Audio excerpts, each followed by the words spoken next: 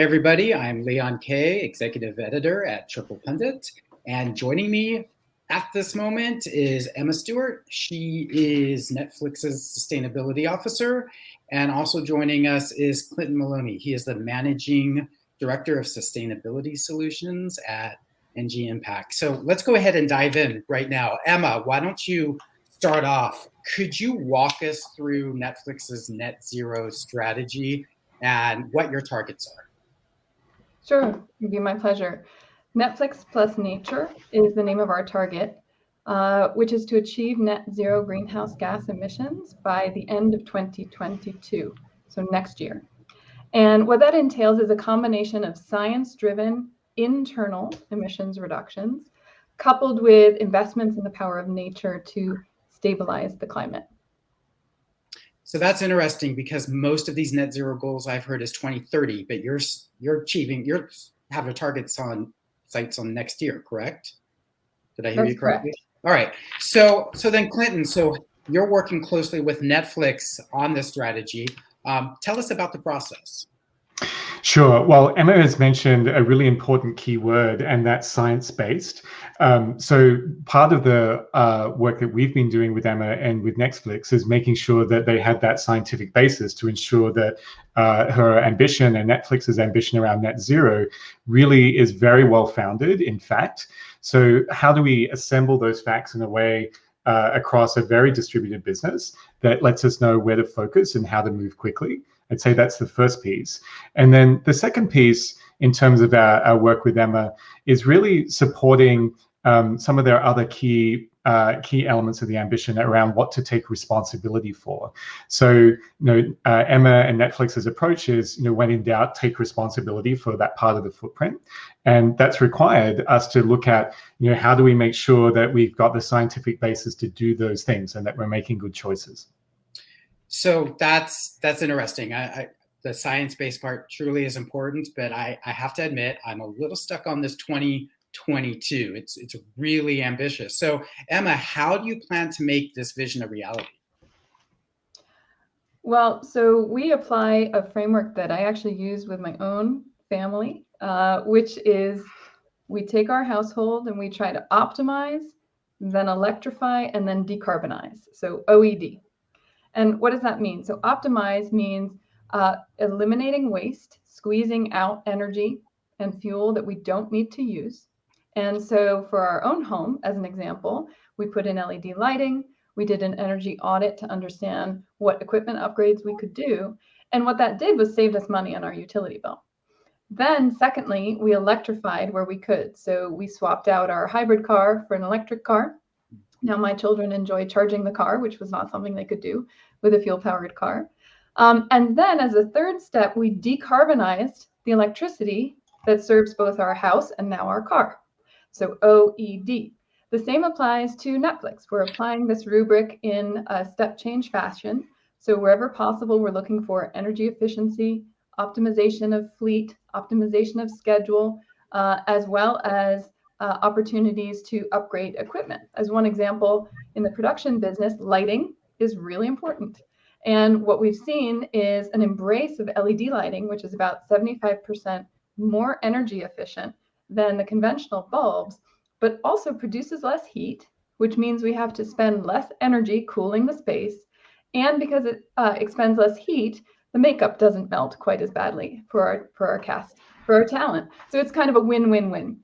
That's one example. And then secondly, we're electrifying where possible our fleets, both on the back end for our productions and offering free electric vehicle charging to our employees.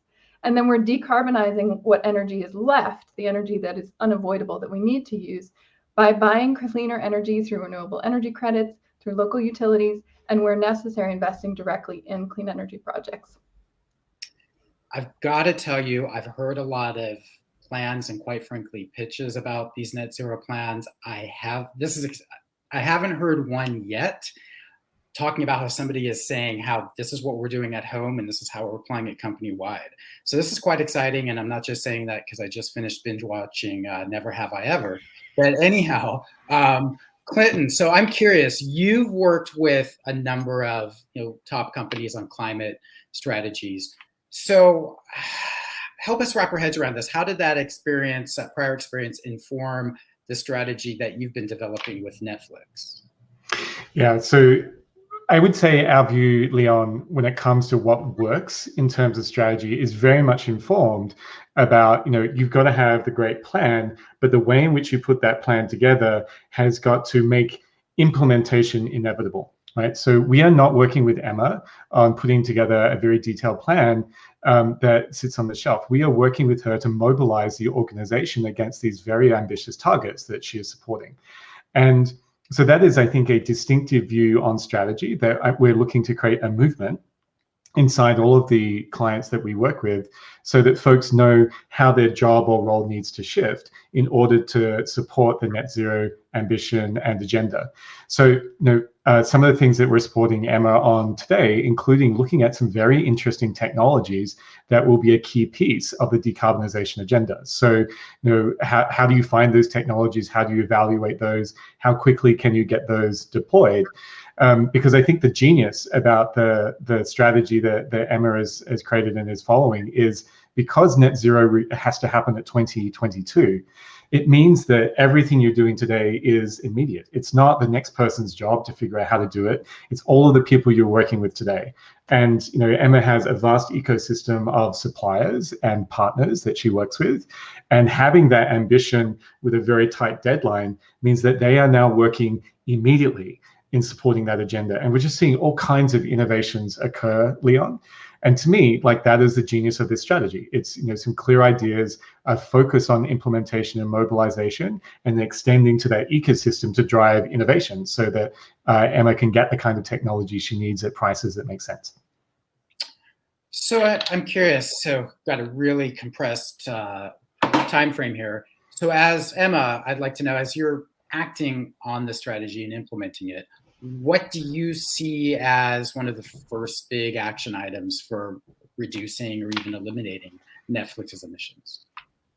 Well, for the entertainment sector, to give you a sense, and Engie helped us measure our carbon footprint. So I can highly recommend to anyone who hasn't done that baby step. Engie is one of the best in the business, and so call them immediately.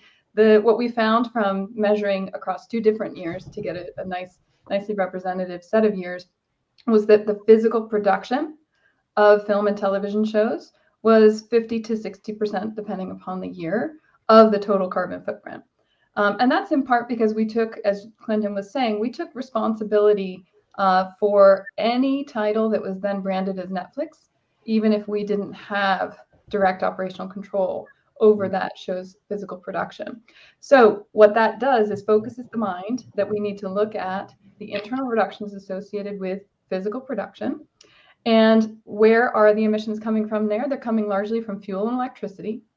And in what format is that? Well, it's heating, lighting, cooling, and in particular, the use of diesel generators, which are prevalent across the entertainment and construction and events industry, and bring a lot of flexibility, but also bring a lot of, frankly, unclean air and a lot of noise, which is a no-no in production. You really want to try and allow your crew to be as agile as possible with these technologies, and the noise and the fumes from diesel generators don't stack up. So diesel generators, replacing those with clean mobile battery or potentially green hydrogen solutions, and then bringing in charging infrastructure and rolling out over time electric vehicles for the different vehicle types that we need for transportation. And then when it comes to electrifying and supplying the electricity for those vehicles or those batteries, it's securing cleaner power from the local utility, or where necessary and where that's not available, directly investing in clean energy projects. So one of you alluded to earlier how Netflix has this very strong nature-based element within its strategy that's centered around investments that both retain and even remove carbon. So Clinton, we've really seen no shortage of corporate carbon offset schemes, projects out there. What do you see as setting Netflix's vision apart from others that are out there? Yeah, so And this has been a big topic of conversation, and we've put a lot of, I think, horsepower behind making very good choices in this space. So to me, what sets Netflix's approach apart is its net zero plus nature. So a couple things. Nature-based stories, as they connect to climate, are the kinds of things that we know that Netflix subscribers are really consuming. So how the human species addresses climate change going forwards is the story of the decade. It is the most important story that we're involved in, and Netflix is, I think, helping lead the way in giving people access to that story. So there's a really clear connection, I think, between the strategy that Emma has laid out and then needing to invest in really high quality nature-based solutions that either retain or remove carbon from the atmosphere. And then our role in supporting Emma with that is around the procurement process. So there are carbon markets that operate today, but what you need to remember, Leon, is that you are making an investment in an underlying project. And you really have to understand the way that that underlying project is framed, what it actually delivers. And we look to make sure that those projects are anchored in some of the very high quality frameworks that give us confidence that the removal and the retention is permanent, additional, like all of those things that give you confidence that you're actually addressing the fundamental challenge. And that's the work that we do, is to help Emma sort through that vast ecosystem and make high quality choices that then also connect back to the nature strategy, which I think has been a very exciting part of our relationship. That's great. So look, I wish we could go on about this longer. I wish we had more time, but we're going to have to wrap up. So I'm going to give each of you about 45 seconds-ish. So Emma, so let's just wrap this up. How does Netflix, give us an example of how Netflix is ensuring its carbon retention and removal strategies. How are they making these meaningful? Yeah, so we actually established a 5-step evaluation process, which we then open sourced. So for anyone who is interested in adopting that or critiquing it, that's available at sustainability.netflix.com. And if you go to the Net Zero Launch blog, there is a technical blog there that walks you through that exhaustive 5-step process, which we don't have time for today, but which is available. And I would just urge people also to think about how to do this collectively, because it is quite time consuming and expensive for an individual company to run the millions and millions of potential tons out there in carbon credits through these 5 steps. And so we've actually teamed up with other companies under a group called BASC at Business for Social Responsibility in order to share our best practices with one another. So then looking back, you're obviously taking on a lot right now, but there's still more work that needs to be done after 2022. So Emma, what are your plans for your company to plan to continue cutting emissions? Well, our combination of a science-based target with a net zero target means that we're never off the hook. So a science-based target at the earliest is a 2030 target by definition. A net zero target is an annual commitment in perpetuity. So this is not a one-off. Every year we have to find those reductions using that optimize, electrify, decarbonize framework. And every year we then have to compensate with these high quality carbon credits for any unavoidable emissions, which are largely in our scope 3 as they are for so many companies. And the good news is that the cost curve for batteries, for solar, for wind are dropping so precipitously that I feel like we have a clean tech wind at our back, if you will.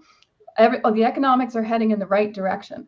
And so actually business as usual is starting to look quite expensive compared to the greener alternative. And similarly, we're hoping to capitalize on what I would say is now the inevitable electrification of transportation. And in our sector, we're seeking to accelerate that. Great. You know what, Clinton, I want to wrap up with you quickly. Looking beyond just looking beyond this year, can you give us a quick piece of advice for business leaders that are looking to go after meaningful net zero topics? 1 or 2 quick action items, please. Yeah, sure. Thanks, Leon. So first of all, if you've not looked at the business case for net zero in the last 24 months, everything has changed. It is entirely possible to make a net zero commitment while also being a very good fiduciary around your company's assets and financial position. So as Emma was saying, these things really are going arm in arm today. So that's point number 1. And point number 2 is really pay attention to stakeholders. So we're just hearing from the financial community, from customers, from employees, that this is once seen as an optional business strategy, but it doesn't feel very optional anymore. So what I would encourage people to do is to dive in with the level of boldness that Emma and Netflix has done, because she's uncovering all kinds of sources of business value.